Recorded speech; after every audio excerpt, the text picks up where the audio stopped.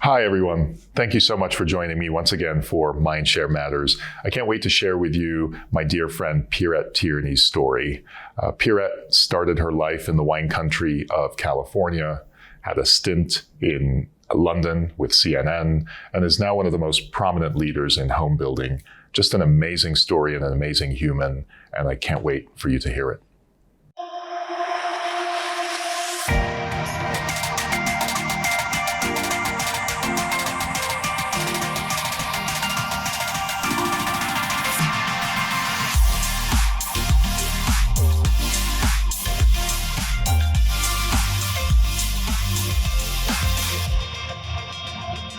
Thank you so very much for joining us today and making time. You've been around this company from almost day one, so you're almost like this is a second home for you, but I'm really, really grateful to have you here. Of course, thank you. It's nice that you guys are right in my backyard. It's true. I don't have to get up too early to get here. No. So we typically start with the beginning of your story. Okay. So I'd love to start there, where you were born, what the context was like, what your parents were like, that kind of thing. Absolutely. So, born in Sonoma County. My mom's side of the family actually has deep French heritage. My grandfather immigrated here from Paris when he was 16. Wow. Yeah, with my great-grandmother. And hence the French first name? That's the French first name. So his name was Pierre, born in Paris. He didn't have any sons, so he named one of his daughters Pierrette. So I have an aunt Pierrette. And I think I've only met maybe 4 others in my entire life, even traveling in France, you know. So yeah, named after my grandfather and my aunt, and grew up in kind of this fun French-influenced family dynamic in Sonoma County, which was a great place to be French because there's a lot of wine. That's And so cool. Enjoyed food and wine and just kind of all those experiences as a young child. My mom and my stepdad actually met and got married when I was pretty young. So my real father left the picture when I was 2.5. My brother was really little. My brother was like 6 weeks old. Oh my gosh. So, grew up with a mom who was insanely strong and independent, and she was a teacher raising 2 little kids. And then when I was about 4.5, 5, stepfather came into the picture, and he brought 2 sons with him. So I grew up with 3 brothers, kind of Brady Bunch style, but it worked. That's cool. And yeah, so big kind of combined family, and being the only girl, it was an interesting dynamic. Definitely made me strong and confident. Were you the oldest of all 5? I wasn't. So I have 2 older brothers and 1 younger brother. So I'm kind of in the middle, but I definitely act like the I was going to oldest. say, you're not a middle child, P. Yeah. No, I still act like the oldest. Yes. So. And all of that was in Sonoma? All in Sonoma County. So lived there. I graduated high school a little early, not as early as you, but at 17. So I lived there my whole life in a little tiny town called Cloverdale. That my high school graduating class had 64 kids in it. It was small. That's crazy. And then left Cloverdale to go to San Diego for college.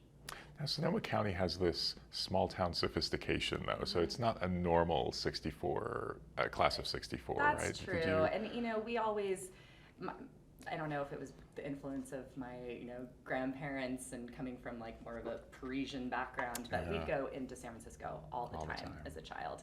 Go shopping, go to shows, go to opera. So we had this interesting dynamic of being in this little tiny rural town with like 1 stoplight, but then the sophistication of getting dressed up and going into the city and having these like kind of high-end experiences.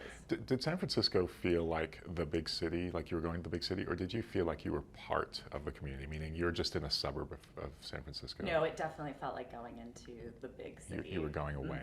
Wow. Absolutely. And it was, it's about an hour and 40 minutes from where I grew up. So it's not like just around the corner. It was kind of an experience, to go down there. Mm-hmm.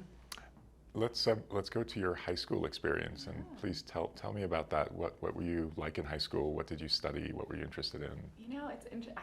I kind of have always been somebody who likes everything, and so being in a small town, it actually allowed me to do that. It's not something that most kids get to experience today. It's like you kind of have to pick your lane. That's when you're true. 7 years old. You're never going to make it in that category, whatever it is. I loved school, I loved academics, and was pretty balanced in terms of, like you look at SAT scores, like someone's usually really good at the LA or someone's really good in math. I was kind of like good at everything. You were good at everything. No, just decently balanced in both.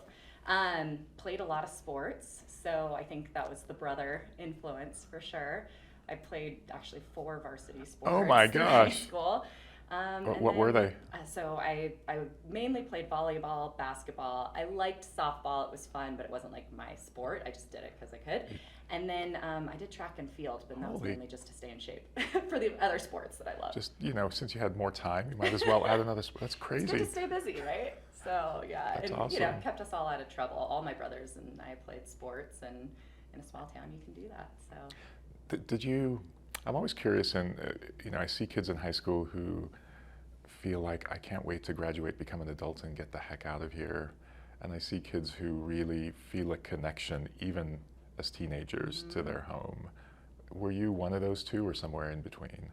it's interesting. I think I've always had this like curious dynamic and an interest to travel and explore and have new experiences. So I really enjoyed my high school years and like made the most of them, and like student government and sports, and like tried to be as involved as I could, but I always knew I was going to leave Cloverdale, and there weren't a lot of kids in my class who had that same ambition. Like a good portion of the friends that I hung out with growing up still live in Cloverdale and have made their lives there.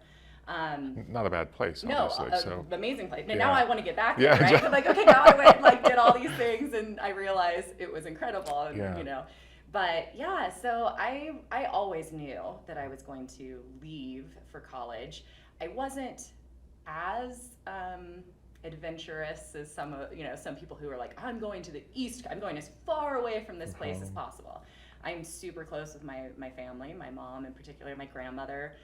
They used to come and stay with me at my dorm. They stayed with me in graduate school. All of my girlfriends are friends with them. Oh, that's so cool. Yeah, we just had this really close relationship, and so I knew I wasn't going to go that far, but San Diego was a good balance.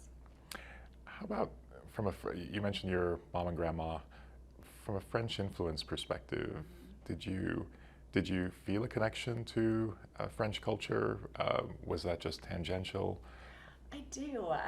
It's funny, and even the more, some of it was just kind of this natural culture you grew up with, like people being, kind of loud and boisterous and eating amazing food. And you, as a child, you had to sit at a dinner table for 3 hours and be entertaining and meet with the adults. And when I was having my children, I actually read a book called Bringing Up Bébé, and it's about kind of how French women raise their children. And I was like, oh my gosh, I didn't recognize it at the time, but that's totally the dynamic that I grew up in and how I've raised my children, and a little bit more of a hands-off approach, a little bit more of your children have to adhere to your lifestyle versus what I see a lot of American parents doing, which is like, oh my gosh, drop everything, I've had a child now, and like my whole world has to revolve around them.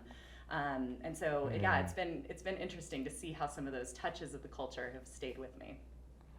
You mentioned you talk about your mom all the time because I know you, and we please talk to me about your impression of her.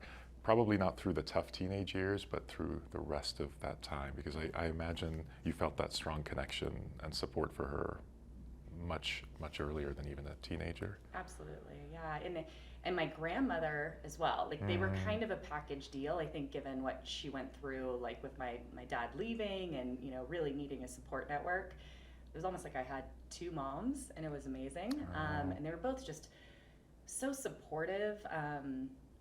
I think a lot of like who I've become and the confidence level that I have is because my mom always told me, like, you have to be able to be independent. Like, if you want to get married and have kids, that's amazing, but always have your own thing and like be able to stand on your own if you have to. So I think that definitely influenced it, but they also are they were both so fun, and it's rare, I think, for someone who's a freshman in college to have their mom and their grandma come and like stay with them for a week, right? And but all of my friends were like, oh my gosh, when's Nene coming? Like they've all still remained really close with her. In fact, my friends' kids now are like really close with my mom. So she's just one of those people. I actually didn't get a lot of her like warmth and compassion and like loving nature. She's like an incredible person. Oh, Yeah. that's really sweet. Yeah. If you were to talk to that 17-year-old genius, ambitious young girl who was killing it at the high school and asked her what she thought about her aspirations and what her future looked like at that age, Yeah. what would she have said? It's funny. I went into college, I think like a lot of kids, with one path or career goal that I thought I wanted. I went to UC San Diego because I thought I wanted to go into some kind of science, biology, maybe even like doctor kind of program. And I don't know if that was as much really what I was passionate about, or almost more what I thought was the epitome of being successful. So I got there and realized probably not the right fit. I'm more of a people person, and so I ended up transitioning to communications, which is nothing like that UC San Diego is known for. But I had a couple professors that were just fantastic in communication law and just journalism, and so they encouraged me to apply to graduate school. Went and got a master's degree in journalism, and even that, I really enjoyed it. I didn't love local journalism. I got to spend some time over in London with CNN and loved international journalism. So yeah, I mean, my path was kind of always just very open. I never felt compelled to like have to push myself into a single pigeonhole of what I was gonna do. Sort of like, what's in the moment, what's interesting, be the best at that in the moment. And that's probably how I ended up in home building, which I had no idea even existed as a career. It's so cool to just hear the story of the circuitous path, and I want to hit on the journalism thing for a second. Yeah. But before we go there, what you had so much drive even as a young person. What was motivating that drive? Was it just an inner desire to prove to the world that you're amazing? Was it your mom's and grandmother's guidance that you need to be able to stand on your own? Do you feel it's rare? I think we recognize it now that you're nowhere near as old as I am, but now that we're a little older, that it's rare to find that hunger, that ambition. Where did it come from for you? I've always been competitive, like even as a little kid. I mean, my mom would say, my brothers would be sprinting down the driveway and I'd chase after him and like eat it on the asphalt and get up and still like try and beat him, So it must have been some level of an innate competitiveness that has always driven me. But I would say it's definitely that in the back of my mind, kind of wanting to impress my mom, to prove out what she worked so hard to achieve in her children. So I think there's an element of that for sure. Was there a sense of struggle? Did you feel like your childhood included struggle, or was it a comfortable childhood? It was a really comfortable childhood, and I look back now as an adult, and my mom did a great job of kind of shielding us, right, from a significant amount of struggle that she probably dealt with, which, again, motivated me more to like prove myself and to show her like, oh my gosh, all those things that you sacrificed were worth it. Yeah. But yeah, I mean, for me, I had really no idea any of that was going on in the background. We didn't have a lot of money, but we'd go camping. Like we enjoyed our lives and our childhood, and felt pretty idyllic, honestly. We never went anywhere. We didn't eat out. We didn't go on vacations, but it was like, I don't know if you just don't recognize what you're missing if you're not exposed to it. But yeah, I mean, we talk about it now. My brothers were just in town. They came out to Midway with their families, and we were talking about like, geez, we have 4 kids in this family. We're all pretty awesome, and we're all doing very different things, but we're all successful. Like our parents did an amazing job. It says so much about them, absolutely. Okay, so back to, you finish a degree in communications and you get a master's in journalism, and you're a young person with every option available. What do you do? So again, I guess kind of just being opportunistic. So I went to London, worked at CNN. So how do you just go to London and work for CNN? Well, I know, right? I just No, landed there and no. they said, what the heck? USC, University of Southern California, has a great, course. just program and connections all over the world. So it was definitely through that program and through some of my professors that I was able to get connected over there. I mean, that would be the job. I know, right? right? If you finish a degree in journalism, that's the job. Exactly. It was incredible. But when I actually went between my first and second year of journalism school. So I took a little bit of a hiatus, went over and worked at CNN, knowing I needed to come back and finish my second year of journalism. So came back and then was I was considering going back again.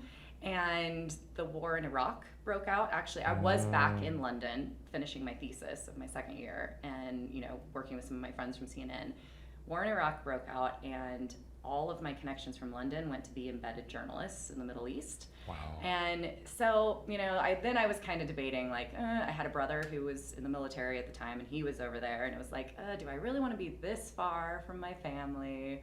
Do I really want to start making a life that far away from my family? And so I think part of that is what brought me back. And I had a girlfriend whose mom was a principal at an international hedge fund, and she hired me to help with marketing and investor relations. So I went and did that for a while, and it allowed me to travel to Europe with her, which was amazing.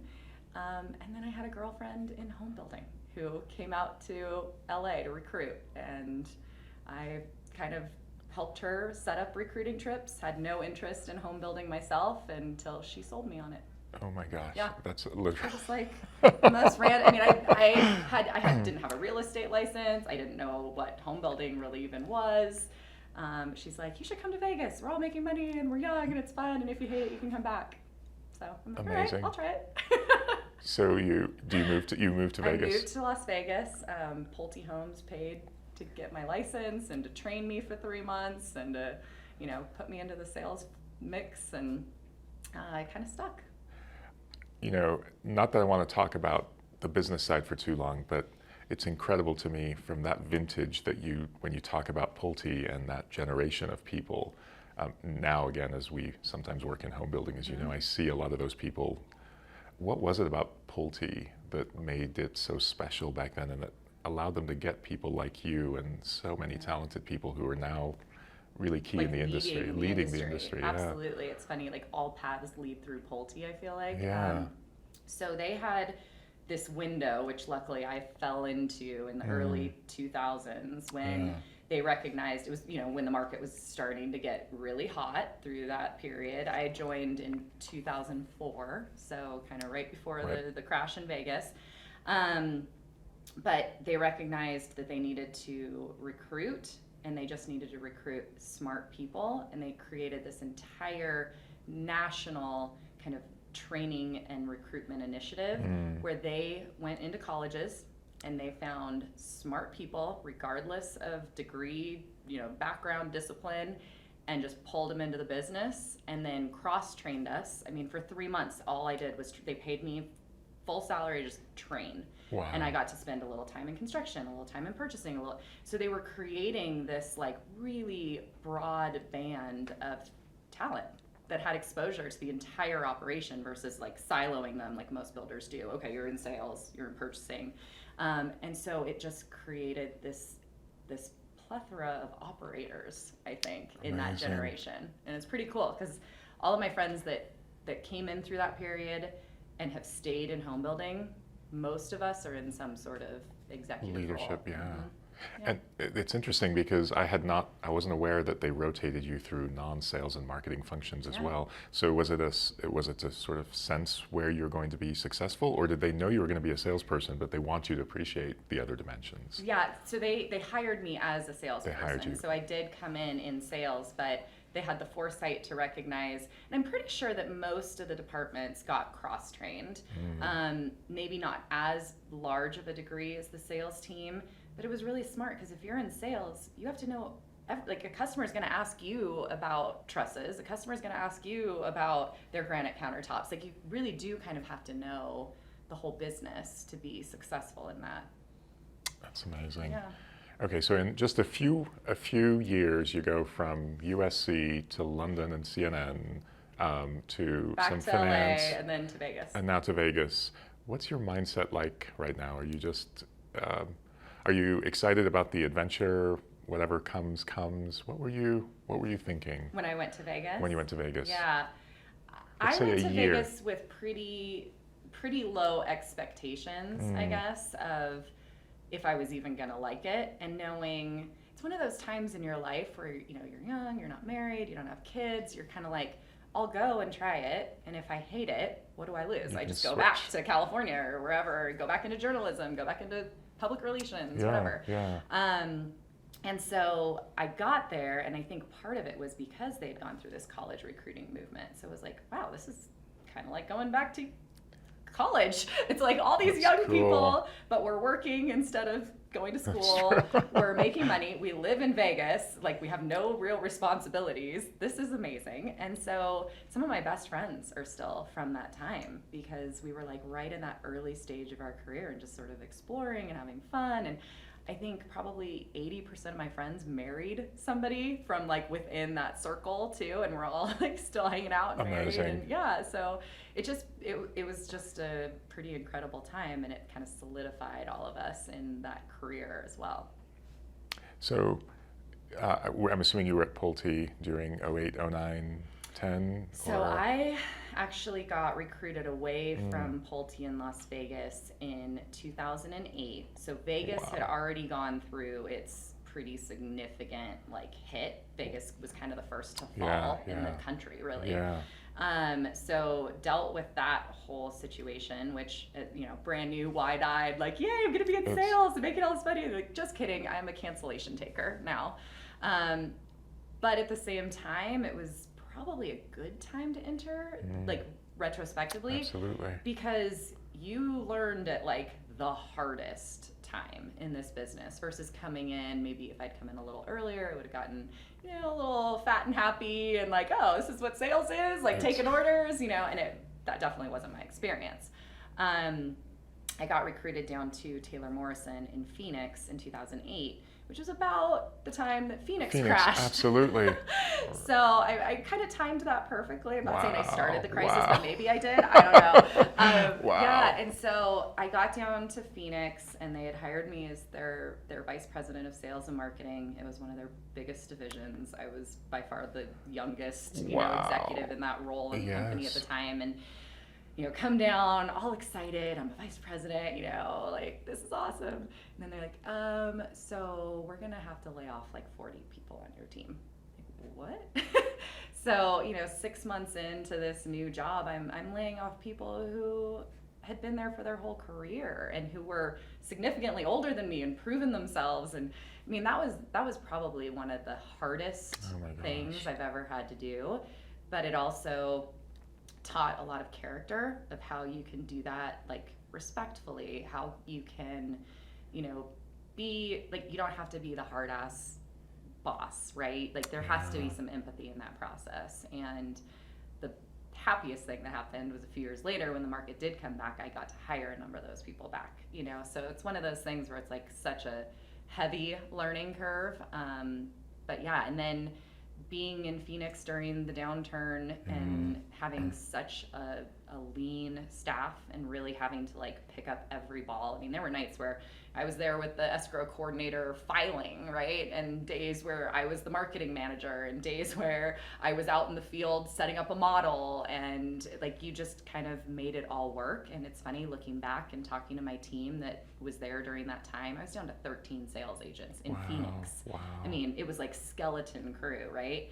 And still looking back and talking with that team, it was our best time in the industry. Like, we had the most fun, and we just created it ourselves, and no budgets, no big bonuses, but it was awesome. So P, I think everyone listening or watching to this knows about your involvement in women in building and women professionally in general. Yeah. Were you aware, was your identity as a woman in building relevant at that time to you? Were you aware, I'm a woman and it's different, or was there so much acceptance and diversity around you that it wasn't an issue for you back then? You know, what's interesting is I've become more aware of it now, and not necessarily for myself, but for the women that are trying to break into the industry, and recognizing like I'm not like at the top, but I've had a successful career. Absolutely. And now I need to like pass that down and bring others up and into it, right? Like I can't just be insular about myself. And when I was going through it, I was aware I was a lot of times the only woman in the room, but I don't know if it was having 3 brothers, if it was just like a level of competitiveness or an ability also to hang with the guys. Like I never felt isolated. I honestly didn't really ever talk about being a woman in construction until probably the last 4 years since I've been in Utah. Amazing. Yeah. So it was candidly a non-event for you back then. Yeah, it really was. I mean, there were probably, if I look back, there were probably like a handful of, situations Yeah. or like, oh, this is awkward or uncomfortable. But honestly, I mean, half the time I cuss more than the guys. I drink beer faster than them. All those things. You're faster, you're stronger, you're tougher. It's all. No, but Yeah. and I had so many amazing male leaders throughout my career, like my first vice president of sales and marketing, my division presidents, my region presidents, they were so supportive. They never made me feel like it was awkward. In fact, probably the opposite. It was like they so wanted some diversity around their table, and we got along well, and so yeah, it wasn't really a big deal for me. I also have recognized, however, that of all the disciplines in construction, sales and marketing is probably the most balanced, right, of men and women. And so a lot of the things that I've been doing now, since joining like our family business, it's more custom construction. It's a lot more construction focused. It's a lot more field and trade focused. Yeah. And my husband has a trades company. That's where there's a huge gap, right? And a really big barrier to entry for women. And so I didn't have to experience quite the level of like, oh my gosh, I'm one of 2. And there's a lot of women out there in this industry that still do. Thanks for that perspective. Yeah. So speaking of family, you just mentioned your family and your husband. How, again, with your ambition and planning, was family a milestone for you? Like, I want to do this, or did it just happen? How did that come about? Yeah, no, always planned. I feel Always like planned. It's funny. To the month, to the day? Practically. So I don't know if my husband's ever told you this story, but so my senior year in high school, we had to do a time capsule, a 10-year time capsule, and there were like 50 different items that you put in. Some of them were silly things like a letter from a friend or a newspaper from that period or what have you. But one of them was write out your 10-year plan. And so I have this 10-year plan, and I still have a copy of it because my mom, of course, keeps everything. And it was like, go to college. At the time, I don't remember thinking that graduate school was even an option, but I had it on my list. Amazing. Get married, start my career, meet the man of my dreams, get married, have 2 kids, a boy and a girl. And my husband was like, this is creepy, because it was start my career June of 2004. It was that specific, and that's when I joined Pulte. Good for you. I know, so bizarre. But then after 10 years, I'm like, oh no, now what's going to happen? I don't have a plan anymore. So now it's just been winging it. But yeah, I always knew I wanted a family. That was probably one of the things that held me back from journalism, to be quite honest, as I started to see the women who've been successful in that industry. You have to move all the time. You're basically a contract worker. Most of them did not have children, or if they did, they had a stay-at-home husband or, a divorced situation. And so some of that was definitely taken into consideration. But I always knew I wanted 2 kids. I actually also always knew I wanted 2 blue-eyed kids, which is crazy because I have brown eyes, and I always was told that was dominant, but I have 2 blue-eyed kids. So you willed the it. Power of will. And when I asked you that question, I'm sure those in the room are going, who plans that? I know, but you are the crazy. kind who plans everything, Yeah. which takes me to my next question. Let's not talk short term, the next 5 years, but what's that big milestone 10 years, 15 years from now that is on your aspirations list? Well, I think my biggest one is getting back to Sonoma County. I definitely want to have a home in Healdsburg. I want to be close to my Healdsburg. parents. It's Healdsburg. Have you picked the house? No. I have a basic general area. You do, don't you? Yeah, totally. But so it's funny. I was talking to my girlfriend the other day. And I'm not super into material things. I like nice things. I always like to look nice. I like to have a nice house, right? But I'm not somebody who like needs a new car every year or needs this or that. I'm like, I want a house in Healdsburg that's close to my parents, especially as they're getting older. And I want my kids to go to an awesome college in a town or a city where I want to visit them and have that experience that my mom and I had as my kids are in college and get to go like stay and hang out and crash in their condo. That's really cool. That's really cool. So yeah, I feel like I'm always going to be ambitious career-wise and probably always work, but having a super high demand job long-term is not my number one priority. Like if I can figure out a way to make myself appealing to an employer, even if it's maybe transitioning to more consulting work or something like that, so that I can have that flexibility and freedom to go spend summer break with my kids. Yeah. You say that, yet every time I talk to you, and I know you're very busy right now, I know, but you always have a million things going on. You're too freaking ambitious to. I know. Do you sense that? Are you able to shut yourself down? Are you able to go to that place where you're not doing a million things? I am actually. Yeah. And it not probably forever or whatever. But so 3 years ago now, gosh, it's been 3 years. I took a sabbatical from work, and I could because I was working at our family business, which is a little easier to do than in corporate America, and took the kids to France for 7 weeks, and I shut down my work phone. Like I didn't check a single email during that 7-week period. And on weekends, I have 2 phones, and people laugh at me because it's ridiculous. I'm juggling all this stuff. But I have a work phone, and I turn it off on the weekends, and focus that time here. So the only way I think I can sort of have all of these things going in my life is to figure out like how to prioritize them in time management and make sure I don't lose sight of when you talk about what's the thing that's most important 10 years from now. Yeah. It's my family. And so if I'm not prioritizing that now when they're young and they're actually with me every day, what's the point of prioritizing it 10 years from now when they're going to want to see me like a couple times a month? That would be great. Would you talk to my kids, please? Yeah. A couple of times a month would be great. P is given all this excellent planning and achievement and willing things into reality. Do you have a regret? Do you have something you wish you would have done differently? Or if you could go back and tell yourself, no, don't do that, it's not going to end well.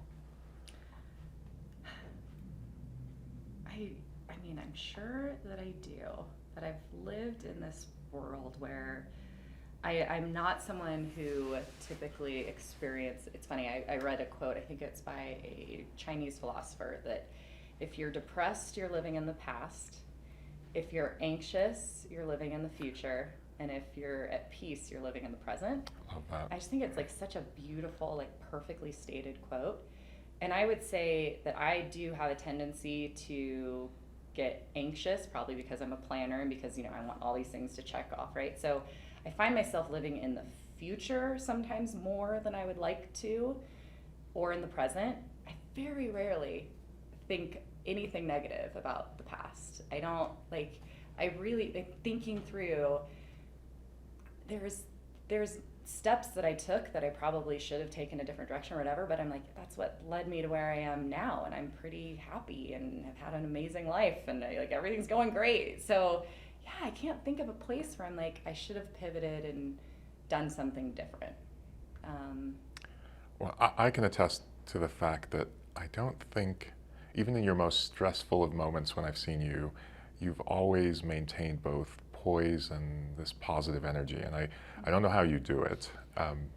Sometimes I yell at my kids. I take it is out that so? I was going to ask, does it come out somewhere else? There must be. Do you sense that you always have a positive, poised polish to you, or is that just to you? That's who I am. That's who you are. A little bit. I guess, okay, so here's probably one thing that maybe I do regret. When I was younger, I was much more willing to just kind of go with the flow, right? Like, oh, hey, we're going to Ireland for the weekend and it's Thursday. Like, book a flight. Like, okay, done, you know? And I don't know if so much of that is just, you know, your life gets busier, you have more responsibilities, whatever. But I do kind of miss living in the moment, being a little looser, right, than I maybe used to be. I still hang out and go to friends and concerts and whatever, but I find now that I never let myself get too far outside of my like comfort zone. I don't like to lose control of a situation. So that all resonates. Yeah, it makes sense, right? You have so many strengths, so many talents, and you just acknowledged, I'm interested in everything. I could be a journalist, I could write, I could be a leader in home building, and apparently you can also do finance and PR and public relations. What do you, if you were to name one superpower that you have, like what is it? What's that thing that you feel you've got? And I know you're humble, so you're going to struggle with this. But what's the one superpower that you recognize in yourself? I honestly think it's probably open-mindedness. I don't know if that's really a superpower technically, and I've noticed it more and more, even in today's environment, like whether it's politically based, or I see more and more of my friends kind of, and even my family, right, like diverging into these buckets and not being willing to listen to others or being open to ideas or opinions, even if it's like completely like you hate their idea, like just listen to it, hear them out, understand why they're coming to it from that perspective. What was their background that's different than yours? And so I find myself kind of being that peacekeeper, I guess, a lot now, even within my own family dynamic, right? And I think some of it comes from the journalism background too. It's like, it's fascinating to learn about people and what they're doing and why they approach things that way. And so I think that right now that's probably the thing. If we were to complement that question and go, do you have an insecurity inside that polished, poised, positive, smart shell? Is there an insecurity that you are overcoming, that you constantly feel like you're battling? And I don't want to come off as No, cocky or anything. no. I think probably it's just that always like questioning, am I making the right decisions around my children? I don't know if that's something that I think most moms think about a lot, and there's so many outside influences now too, right? Everyone has their opinion on what you should be doing and why they should have phones or shouldn't have phones or wearing a mask or not wearing a mask. Like there's just all these like voices in your head constantly about like, am I doing the right thing to raise amazing humans, which is really my number one goal as a mom. So I think that that's probably the one thing that I'll like think about at night, right? Did I make the right decisions today? Should I have let them do that? Were they talking back too much? You know, like, did I eat too much junk food? So yeah, I think it's that like mom guilt side. You know, our mutual friend Eric, I won't mention his last name, frequently says that in his experience, the best parents are always worried about the fact that they're not good enough as parents, and the worst ones think they're great. You know, it's Yeah. and I'll tell you that the role modeling that you are creating for your kids, you and Matthew, is just amazing. And I sincerely, I think as we think about our parents, it's really role modeling that, you know, that's what impacts us the most. Absolutely. If I were to close this out with, I think is the toughest question. So I'd love for you to think about this for a second. Aside from your family, what are you most proud of in everything you've done, achieved, impacted, aside from your family?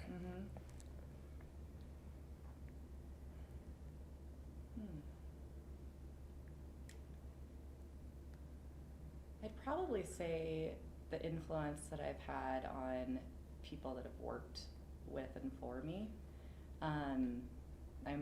I always joke that at some point I should have a career in like recruiting, because I stay connected with just about everyone I've ever had a relationship with in the industry. And, when somebody's looking for a new hire, they'll reach out to me before a headhunter. Like, do you know anybody?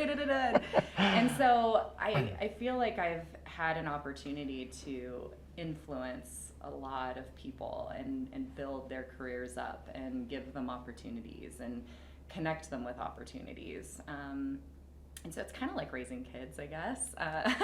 I've always had more of a connection with the team that's like either my peer group or reporting to me than I've felt I need to have to the people above me. And part of that is just being a supportive leader, right? It's like anything that I do is because of the team around me. And if they're willing to run through walls for you, you're going to get a lot more achieved. So just treating them with respect, trying to figure out what career goals they have and how can I help guide them into those, even if sometimes it meant I had to lose them, right? Like they had a better opportunity somewhere else, and supporting them in getting that opportunity and going for it and hoping maybe they come back to me at some point when someone else trains them. But yeah, I think that the people connection side of business and career for me is far more important than like career milestones that I've maybe achieved. Well, I want to publicly thank you for being on the receiving end of that generosity and the support, because you have been so incredibly impactful on me personally and on me during this really tough entrepreneurial journey. Yeah. And it's been great having the support of friends like you who are super smart, super clear-headed, and able to care enough to say, don't worry about this. So I have received a lot of benefit from your support. I'm really grateful for it. But thank you so much for making the time today. Absolutely, this was fun. Thank you.